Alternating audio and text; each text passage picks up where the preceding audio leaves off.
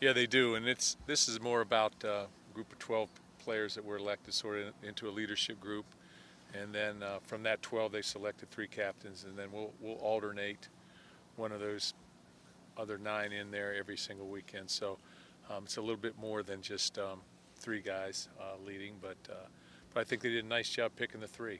Those guys are all guys that played a lot of football here and have been in the program for for 5 years. Coaches are not involved in this? Is this all players? No, this is all players. The coaches don't vote at all. Mark, what about Darien? I think a lot of people probably expected Jack and Shilique to be elected, but maybe Darien's a little bit of surprise on the outside. What would you say he's one of the 3? Well, he's a solid guy. He's played a lot of football here for us, and he's such a solid person. I think it goes beyond just playing on the field sometimes. It speaks to how they act in the locker room and how they carry themselves. And, it's tough because we sort of weight the vote, and we vote it 2 or 3 times sometimes to try and make sure that we've got the right 3. But, on the first vote, it was pretty clear that these are the 3 that they wanted.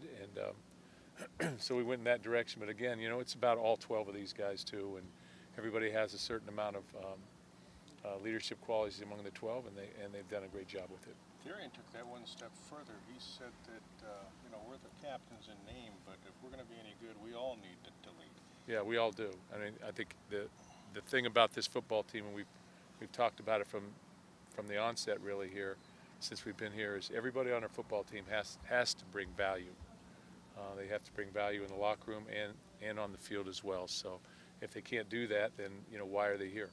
So our guys, all of our guys, take that to heart, I think. I happened to see the band warming up across the street, and students are starting to filter in. It's starting to feel like football around here, isn't it? Yeah, a little bit. Last night we took the 12 to the band, and it was impressive. Always is when we go over there. But yeah, you got to feel like you just said, it's about time for football. And we've been here for I guess 20 days or whatever it's been. I can't even keep track.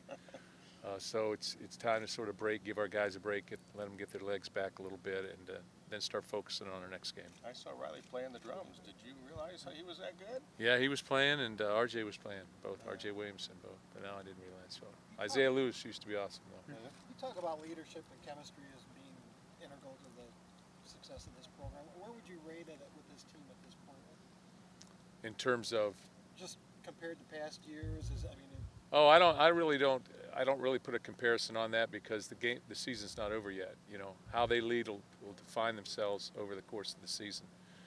But I've been very impressed in terms of how they've handled themselves in camp and how they've led in camp, and some of the things that they've talked about when they've had their opportunity to address our entire football team. Because when you stand up there in front of your peers and talk, there's power in that, and you either gotta move up the ladder or move down sometimes. All of our guys that move up the ladder, it's impressive to listen to their message to our football team, and they each have an opportunity to do that. Chemistry was such a big thing last year, but a lot of guys have talked about chemistry being even better this year around. How is that different? How do you see that being different with the teams here? I've said from day one here that we've won here because of chemistry. That has been created in the culture here. That chemistry exists within our culture, and I think because of that, there's energy among our football players. So that's never been in question here. When it gets called out, usually by them, not me. And so I don't really rank them in terms of this class or that class. At the end of the season, we're going to have adverse situations. We're going to have issues. We got to be able to handle our issues on the field or off the field, and that's leadership. What does being a 2-time captain mean? I mean, we see Shilique, and obviously he's a pretty unique individual. From your perspective, what makes him so special for Michigan State? Well, I think once you've been elected captain as a junior, then that second year, you're gonna only probably increase what's going on. But there's been very few. Kirk Cousins, I think, was a 3-time captain. But usually it's a senior dominated type thing. Last year he became a captain and did a great job with it. But he's a man of action. There's no question about that. He's always going to be energetic. He's always going to look at things and with a clear mind, I think, and try and put the team first. And I think that's what our players see. Is Jack the tough guy captain of the 3? You know, bad probably cop? right. Probably right. You know, just he epitomizes what we're trying to do in terms of effort and toughness. And he's played a lot of football here. He's an All-American last year. He's a first-team All-Big Ten player, and you know, he's rock solid as a person. You don't often tell your team not to think football, but is this weekend the one exception? Do you want them to get away from it a little before they come back here Sunday night? No, I really want them to think about what their commitment is to this football team. You know, they can step away from it, but that doesn't mean you step away from what you're doing. You need to step away, but and get refreshed, I think. But at the same time, understand that there's challenges ahead, and don't jeopardize the weekend or the challenges ahead with your weekend, I guess I'd say. I might have missed if you talked about Darien, Coach, but you know we mentioned Jackie and then asked the guy, and of course Shilique's the guy that puts his arm around everyone. What does Darien bring to the table in this mix? I think Darien has great relationships with across the spectrum of our football team. You know, a little bit of a philosopher, maybe a little bit. But, you know, he's been at every level. You know, he's been the guy that's been on scout team. He's been the guy that's been on special teams. He's been the starter. He's been a guy that's in and out of the starting lineup. So he's crossed all spectrums of our football team, and I think he has a real good feel for everything that's going on our football team in terms of what people are experiencing. And he's a dynamic person. He's a very, very good football player. Mark, you mentioned guys beyond these three having leadership roles. What role does Connor Cook have in that role? You know, Connor Cook's our quarterback. He drives the car. I don't think there's any question in that. You know, as he goes, we go. And, you know, it's unfortunate you can't vote more people in, but I've always just tried to say we're going to take three because I want that fourth guy to rotate, because I want all of our guys to have that opportunity to walk out there on the field at midfield and be a part of that process. But he's definitely a leader on this team. Did you ever think about going to 4? I know that's come up before. We've had 4 in the past. We've had 4 probably for the first 5 years, and then we started going, I think, with 3. And I think it just sort of turned out that way, and then we found that gives more people an opportunity to lead. So that's the way we've done it.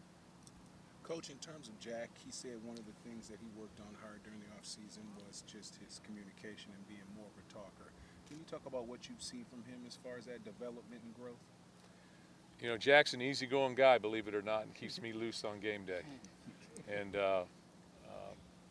you know, he can be abrupt at times, just like all of us who's in this profession, but I don't see him being any different than he's been. You know, he's always been a guy that's been very well liked on our football team. He's sort of a jokester, and he's got a great sense of humor, and, you know, he's going to play the game, man. He's going to come get you.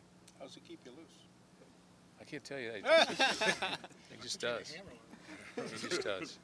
Hey, Mark, a little bit off topic, but anything on returners that you guys are going to do other than the guys we know about? Have you looked at anybody else?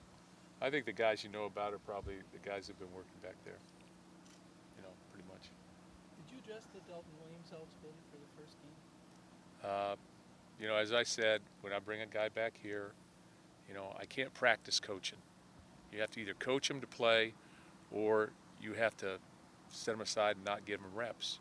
And if you're bringing a guy back, everybody should get the opportunity to have reps. You know, from my perspective, Dalton went through all the, you know, he was 5 months away from this program. I'm talking about 5 months where he didn't step foot in this building. So he's on his own in terms of a scholarship. I think everybody understands that. He's paid an enormous price in terms of publicly to be here. It was his decision to come back, and when he came back and made that decision, then from my part, you know, I wanted to make sure that he had an opportunity for success. He's missed a lot of football, so he has to play himself back into those situations, and but he's eligible to play. And I think our university has handled the situation. It's been a group effort in terms of trying to make these decisions. And our university has done what they've needed to do on their end, so hopefully everybody's able to move on, and that's all I've tried to do. And part of that process is giving him an opportunity to get reps out here. It's for the good of our football team as well, not just on the field, but from an intangible point of view, that everybody has an opportunity here. So that's sort of how I've tried to deal with it. Is he in the depth mix yet or not? He's on the depth chart. Yeah, he's on the depth chart. So.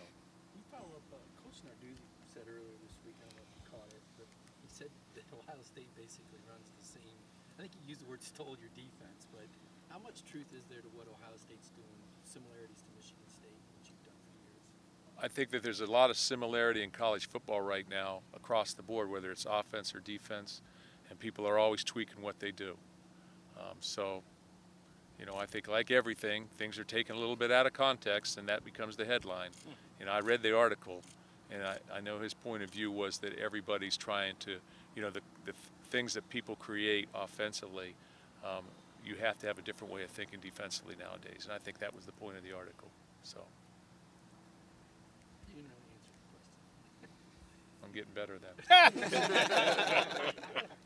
No, I think Ohio State does a great job, and I think that they have their, you know, there's some similarities there, but there are a lot of differences there too.